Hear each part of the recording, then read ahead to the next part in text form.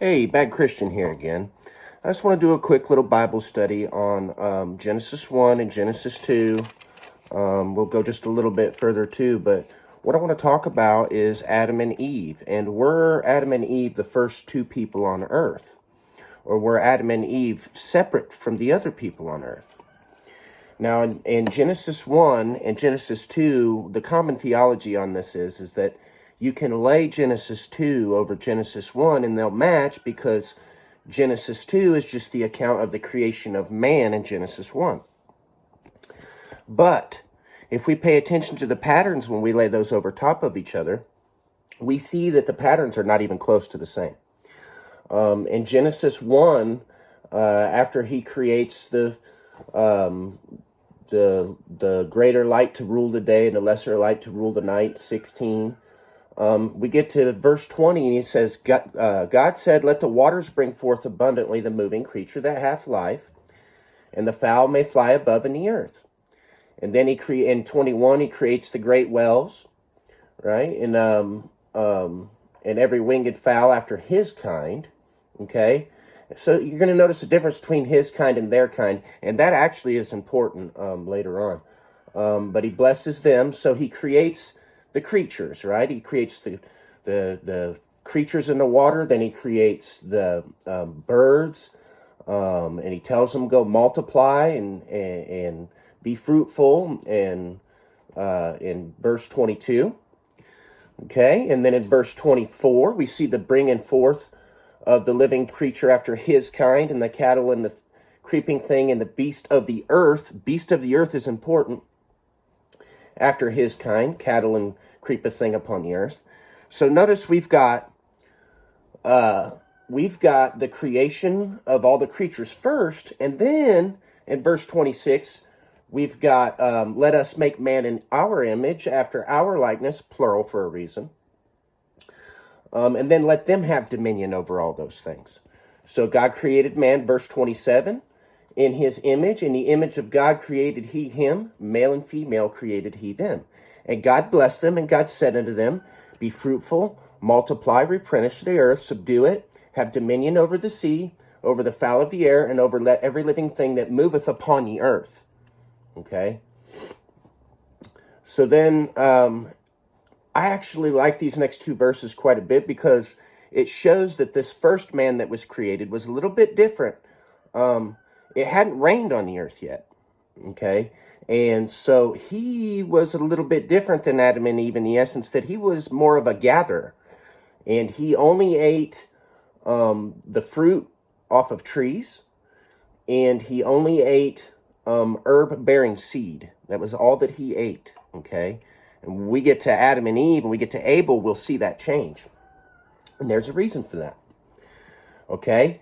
So in Genesis 2, verse 1, it shows this is the beginning of Genesis 2. But if you actually look, this is the end of Genesis 1 still. Thus the heavens and the earth were finished. All right? So verse 1 brings us to the beginning of Genesis 1:1. And verse 2, the beginning of verse 2 is actually the finishing, or the account of the finishing of that which was begun in Genesis 1. So he blesses the seventh day, verse 3, sanctifies it. Okay, we got the Sabbath. And then in verse 4, we see the beginning of the next book. Now, this is chronological. Okay, we don't have to lay this back over because we see that these are the generations, plural, of the heavens, plural, and of the earth, reverse order from Genesis 1, when they were created in the day that the Lord God, now we've got a new title going on, made the earth and the heavens. We've got a Lord God because according to Genesis 2:1, thus the heavens and the earth were finished, and all the host of them. Okay, then it says, there went up a mist from the earth and watered the whole face of the ground. Why? Because in verse 5, every plant of the field before it was in the earth. Well, what about all these plants in Genesis 1? These are different.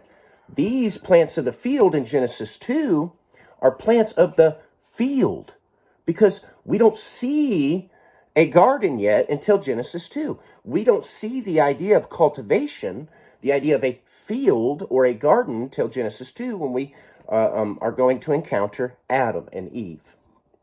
So, verse 5, every plant of the field, before it was in the earth, no plants of the field yet, and every herb of the field, notice it's of the field, okay? It's different, before it grew. For the Lord God had not caused it to rain, and there was not a man to till the ground. So now we have a purpose for Adam. And Adam's purpose is to till the ground. And then it says, there went up a mist from the whole face of the earth and watered the whole face of the ground. The first rain on earth. And after that rain, okay, the Lord God formed man, okay, of the dust of the ground and breathed into his nostrils the breath of life, and man became a living soul, or Adam became a living soul. Then we see this planting of the garden, because remember, it hadn't grown yet. The earth was obviously here. This place was obviously separate. You know, that this is, eastward in Eden. So he plants this garden, this field eastward in Eden, and there he puts Adam, okay? And now after Adam's born, we can't layer 2 over 1 or 1 over 2, because in chapter 2, the man comes first and the plants come later, because the plants are different than the other plants that are in Genesis 1.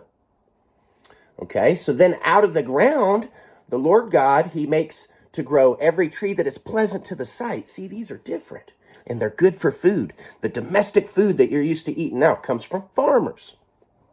Okay, and then, of course, we've got the tree of life in the midst of the garden, a tree of knowledge and good and evil, and that's a whole nother discussion. But we have to understand that while Adam and Eve, which, we'll get to where Eve is created or whatnot, but they are separate from the other man that's already existed on the earth. Okay, and so they get tempted, all right? They partake in the fruit, okay? And then you've got this thing that's declared to Adam because he partook of this and he hearkened to his wife. It says in Genesis 3:18, it says, thorns and thistles shall it bring forth unto thee, and thou shalt eat the herb of the field. Okay? All right? In the sweat of thy face thou shalt eat bread till thou return unto the ground, for out of it thou wast taken, and for dust thou, and unto dust thou shalt return. Okay? And then we hear this, oh, well, Adam called his wife's name Eve because she was the mother of all living. It automatically makes us go, well, she had to be the first woman.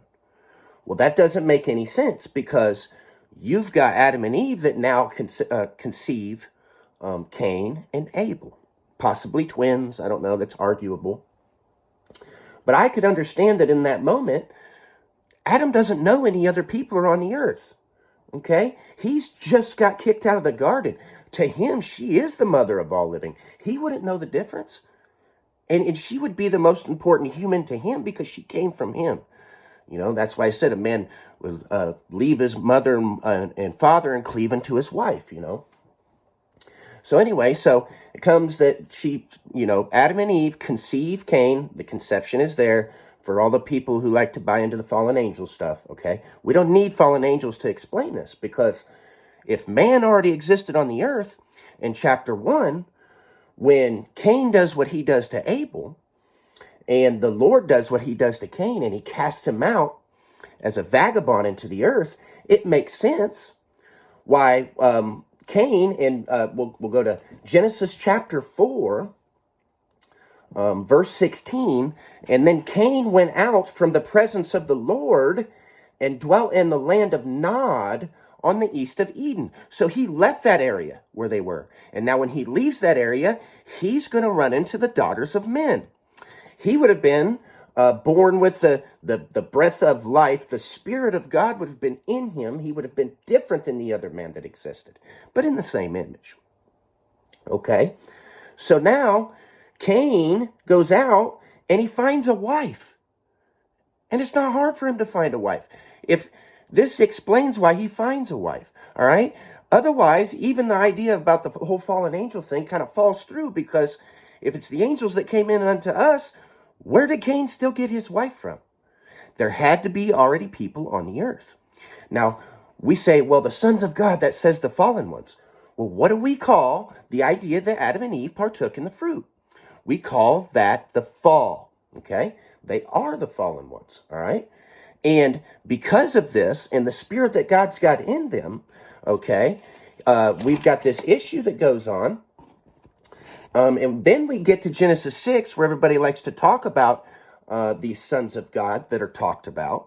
But really what you have is you have a man, Adam and his descendants, and Cain also, that lived longer than the other man that existed. This is why you don't see the account of the years lived from Cain's descendants.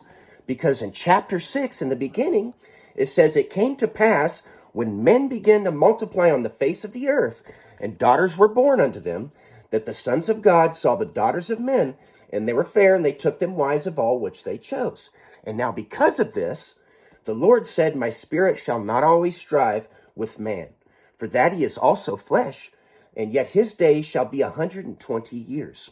Okay? Keep this in mind. This is important because that 120 years doesn't manifest until Abraham. Okay?